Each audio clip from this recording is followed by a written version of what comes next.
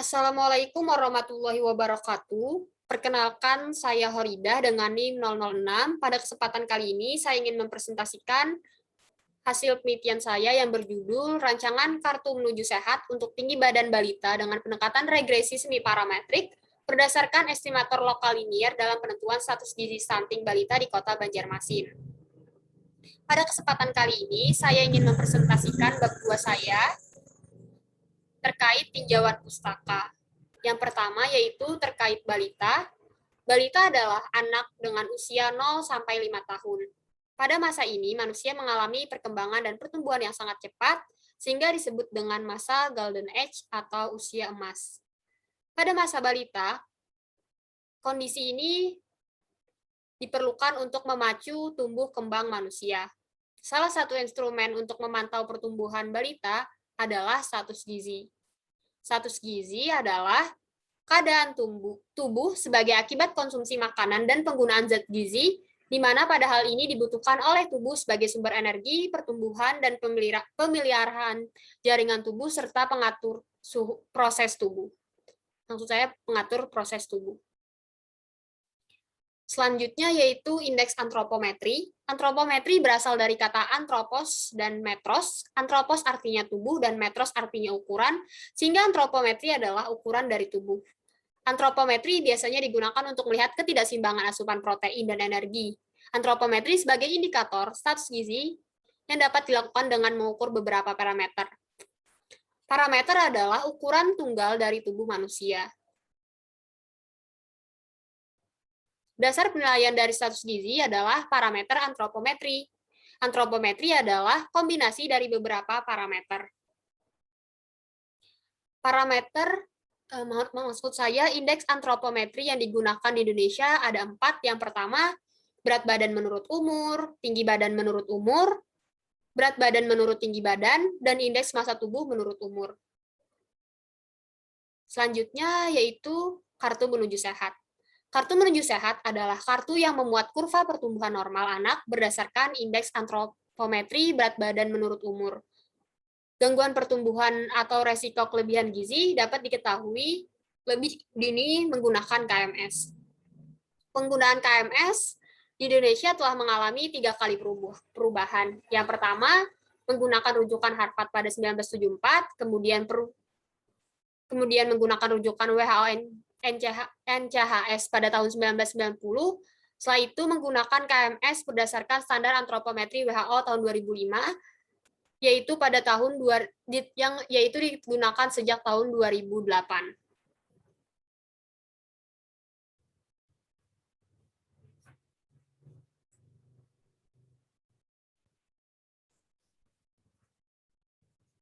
Berdasarkan Peraturan Menteri Kesehatan Republik Indonesia Nomor 2 Tahun 2020 dinyatakan bahwa untuk menilai status gizi anak diperlukan standar antropometri yang mengacu pada standar WHO 2005. Yang mana antropometri berdasarkan kategori tinggi badan, maksud saya berdasarkan tinggi badan, kategori status gizi, dan ambang batas disajikan ada 4 kategori. Yang pertama sangat pendek, normal, dan tinggi. Selanjutnya Z-score. Z-score digunakan untuk menghitung nilai ZSD pada Z-score dari sebuah observasi yang melibatkan perhitungan matematika pada data berdistribusi normal dari pengukuran yang menggambarkan populasi. Rumusnya seperti yang tertera pada layar. Jadi untuk menghitung Z-score ini, kita perlu menghitung LMS, yaitu yang pertama menghitung nilai mean dan standar deviasi dari logaritma natural data. Yang kedua, menghitung nilai mean dan standar deviasi dari data yang telah diperoleh. Yang tiga, menghitung nilai mean dari standar deviasi dari inverse data. Yang keempat, mensubstitusi nilai SA, SG, dan SH. Yang kelima, menghitung nilai estimasi dari box power. Yang keenam, menghitung nilai generalized coefficient variasi. Yang terakhir yaitu menghitung nilai generalized mean dengan mensubstitusikan nilai MA, MG, dan MH. Selanjutnya yaitu uji korelasi person. Coefficient korelasi person atau yang sering dikenal dengan coefficient korelasi R merupakan koefisien korelasi yang cukup sering digunakan. Person menjelaskan hubungan antara dua variabel yang memiliki hubungan linear satu sama lain. Apabila dua variabel memiliki hubungan linear positif, maka R bernilai positif, sedangkan apabila hubungan linear negatif, maka nilai R kurang dari 0. Kemungkinan nilai R bernilai min 1 hingga 1, dan apabila nilai R mendekati nilai 0, berarti dua variabel memiliki variabel yang lemah. Rumusnya yaitu R sama dengan sigma XI min X bar dikali YI min Y bar per akar sigma XI min X bar kuadrat dikali sigma YI min Y bar kuadrat.